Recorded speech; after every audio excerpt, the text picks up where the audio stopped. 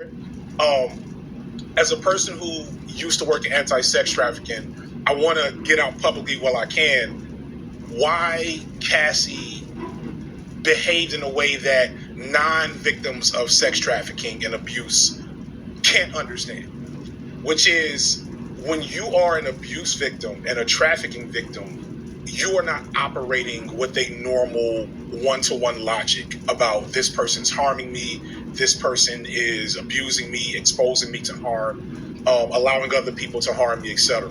So, first off, remember, Cassie was 19 when she met him. Diddy was what, in his 40s at the time? Late 30s? So it's a huge age gap, right? And he is immediately has her on drugs and abuse. 10 album deal. Right. I forgot about that. So it's has her on drugs, 10 album deal when, like, let's be real. I know that's the era. I saw about this in my Beyonce video. That's the era of the light-skinned pretty girl that couldn't sing. So, like, she probably didn't understand how she was being set up for failure.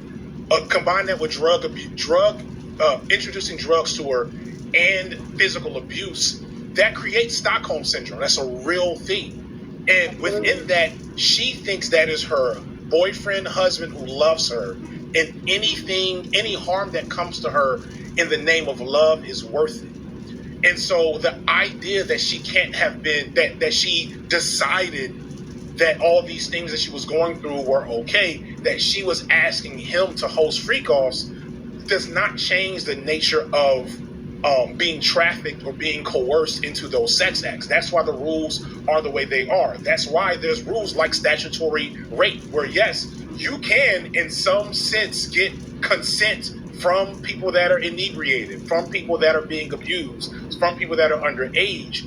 But the law, for a reason, understands that those to be invalidated because they know from a interpersonal level, once you've been psychologically brainwashed and or tortured, and both, right? You are liable to subject yourself to any level of harm or abuse in the name of satisfying your abuser.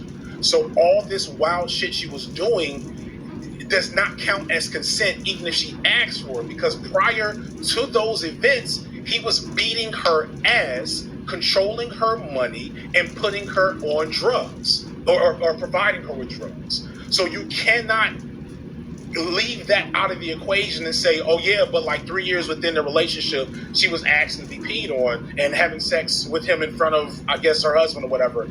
All of that is null and void. And that all exists for the specific reason of creating this dissonance with people who have not been through that abuse experience, because we don't understand that headspace. And there's a lot more there in terms of like why. Yeah, I don't want to. Yeah, I'll leave it there because I got.